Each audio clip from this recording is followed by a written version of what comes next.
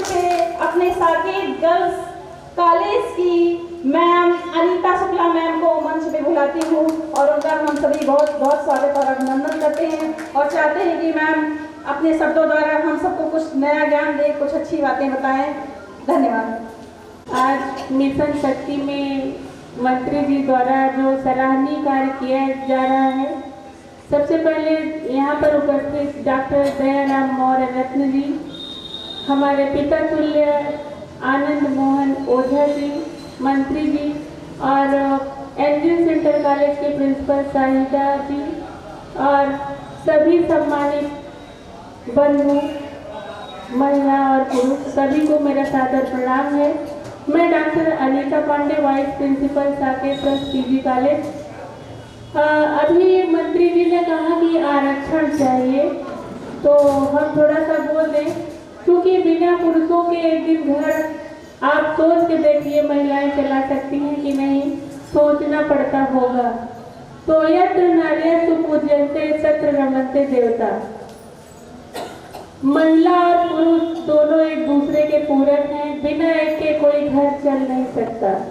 आरक्षण की जरूरत ही नहीं होगी, हम ऊंचाई पर पहुंच चुके, तो जरूरत नहीं है कि आरक्षण से हम पहुंचे। हम उस घर की बेटी हैं जिस घर में बरामदे में लड़कियां खड़ी नहीं होती थी। आज अपना उदाहरण आपको बता रहे हैं।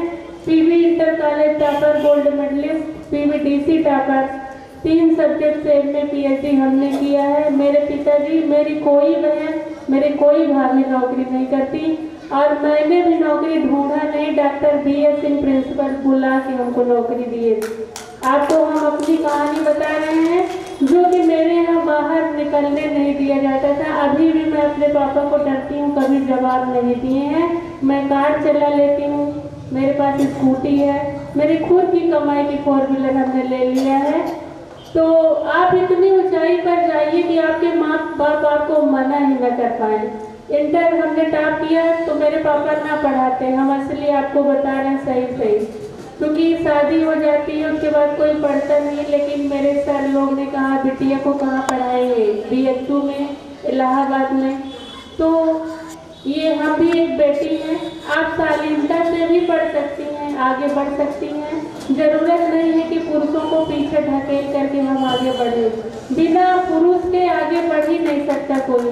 अभी जो कार्यक्रम हो रहा है उसमें भी अगर पुरुष ना हो तो शायद सक्सेस हो जाएगा।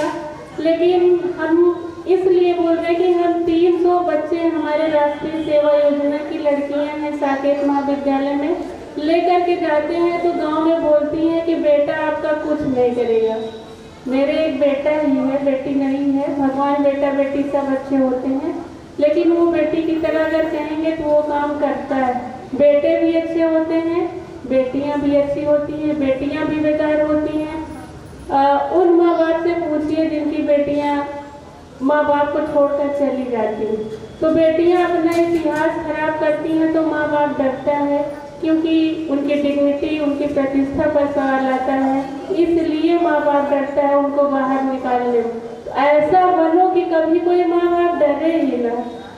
आपको बाहर भेजने में किसी माँ बाप को तकलीफ ना हो कि मेरी बेटी बाहर जा रही है। आप ऐसे मिसाल बनाइए, समाज में कोई माँ बाप नहीं डरेगा, मेरा दावा है। और पुरुष प्रधान रहा है, पुरुष को कोई पीछे नहीं कर पाएगा। मेरी ये सोच है। जो आरक्षण मिला है ठीक है, आरक्षण बहुत अच्छी चीज नहीं है। आप सफलता अपने बल पर हासिल कीजिए तो ज़्यादा अच्छा होगा, क्योंकि बहुत इस पे वो नहीं करना है। क्योंकि आप एक चीज देखेंगे कि जब राम बन गए थे तो सीता जी बन चली गई। क्या था, राम ने उनकी बात को माना। 300 साल पहले रामायण लिखी गई थी, राम कब के थे, तब भी औरतों का सम्मान था। कैकेयी ने वचन मांगा, दशरथ ने दे दिया।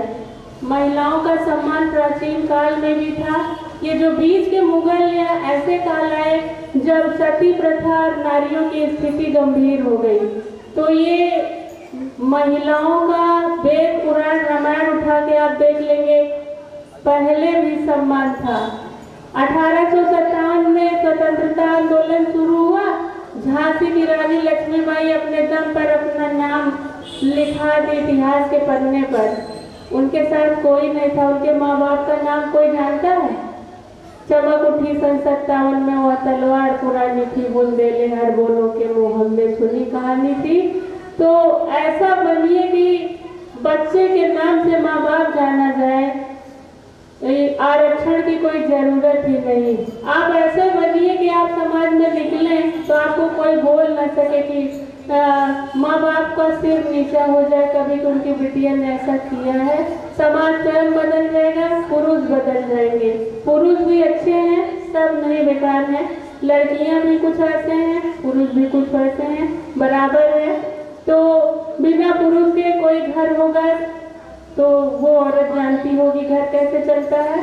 फिलहाल मातृ शक्ति को नमन। यत्र नार्यस्तु पूज्यन्ते तत्र देवता रमन्ते। जहाँ पर नारियों की पूजा होती है वो घर हमेशा खुशहाल रहता है। और उस खुशहाली को बनाए रखने के लिए जरूरत है कि अगर खराब औरत भी है तो पुरुष प्रधान है, उसको सम्मान दे और उसको ऐसा करे कि वो घर न बिगड़े।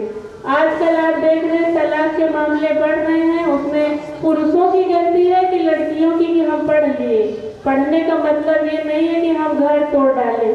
आप पढ़ाई भी करिए, आपको जो दायित्व तो प्रकृति ने दिया है उसका भी निर्वहन कीजिए। धन्यवाद। डॉक्टर नित्या जी बहुत ही अच्छा संचालन कर रही हैं। हमको बुलाने के लिए ढेर सारा आभार। यहाँ उपस्थित सभी बड़ों को सादर प्रणाम। एक बार फिर एक बार ये कहूँगी कि अपने लिए आप रास्ता स्वयं बनाइए, किसी को दोष मत दीजिए। बिना पुरुष के समाज नहीं चलता, दोनों की जरूरत बराबर की है। धन्यवाद।